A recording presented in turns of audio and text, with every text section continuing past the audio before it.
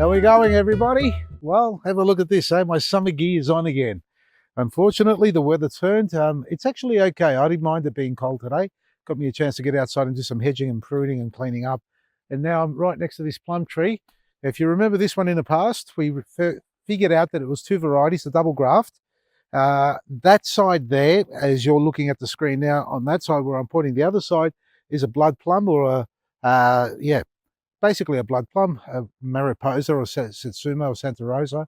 I haven't got the label on it. They all look very similar. But this side here, it was a yellow color. Now, this side here hasn't been producing in the past, and I've been working at it, and I said, if I don't get any fruit this year, I'm going to cut it out completely. Well, luckily enough for it, it produced probably about a dozen fruit. They ripened early, and I didn't get to pick one or eat one because the bloody rodents got to them before us.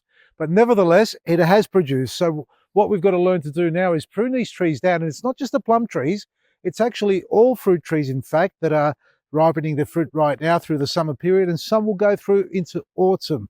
But as soon as they finish ripening, about a week or so after, if you like, you can actually do it straight away, but about 2 weeks approximately, cut your trees down. So we're talking about a summer prune, bringing the height right down. And you can see from here, we've got the right side here, which is the one that's bearing less fruit with more growth on it.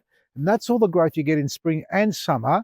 Whereas on the other side there, over here, where it's been much more productive and we still got some fruit left, we did harvest it all, folks. They didn't get them. They actually got only a small handful. And you saw, I did a little post on the plums that I harvested. So these are little ones here. We just left them on the tree there, see if they ripen up anymore. I shouldn't have picked that actually. But as you can see, the rest of the tree there, it's a lot smaller in height, a lot less height. So we've been able to train this and bring it down. I've done a lot of prunes over the last 4 years on this tree. If you come around here, you'll see that I've been working to thin it out.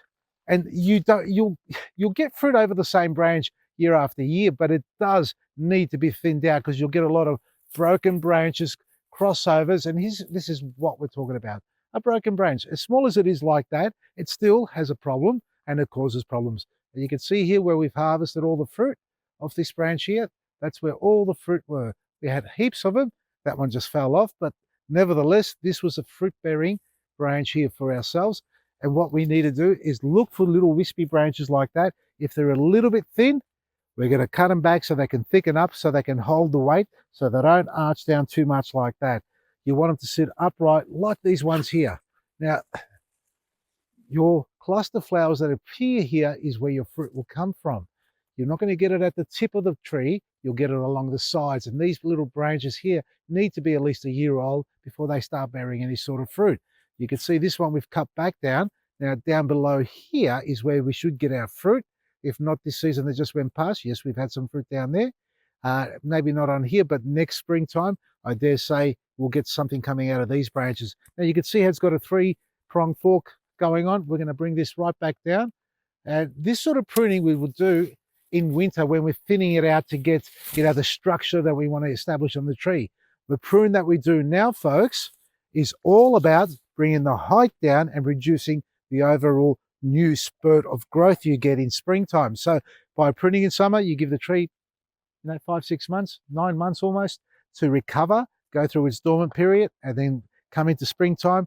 It knows it's had a prune already because that was done 9 months ago. It'll come into blossom.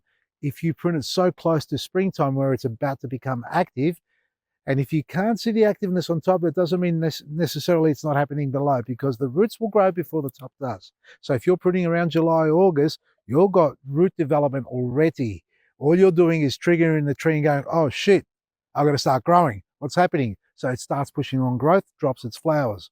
So prune now, bring it right down. And then come springtime, you're going to have a wonderful time. And even give it a little top dress with compost and superfood. It won't hurt it. It's actually good. It'll take it down, and come wintertime, it'll store it. Come springtime, it'll blossom beautifully.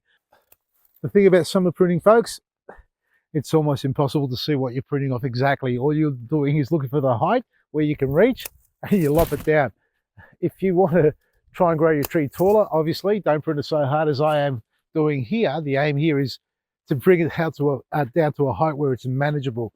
And where you prune exactly, don't worry. Just cut wherever you can reach, as long as it's a nice clean cut. Come autumn, winter time, when the leaves fall off, you'll be able to go back in there and see exactly which branch you're going to keep and which one you're going to need to remove. If you want to really learn about pruning fruit trees and how to maintain them and get them to be really productive, get into our workshops. Sign up to one of our classes. We've got a few coming up. And we're going to talk all things about gardening, from vegetables, flowers to fruit trees, ornamental trees, and how to prune. And even what we're doing here now, it's always a good way to have a little bit of hands-on experience. Nearly there. Let's have a look at that. Wow, brought it right down already. We've got some wispy branches over there on the right side there, which are okay. I'm going to leave those. Down further out, there are tall ones, and there's what, half a dozen left to take out of the top. And we're pretty right there, folks. So I'll continue finishing this off. You don't have to sit there watching me. If you want to get involved in our workshops, get on board, because a lot's sold. I think about 40% of the tickets are sold already, which is great. But I'd love to see the rest of them go as well. Join us, vasilisgarden.com. From me, Vasily, Madesi.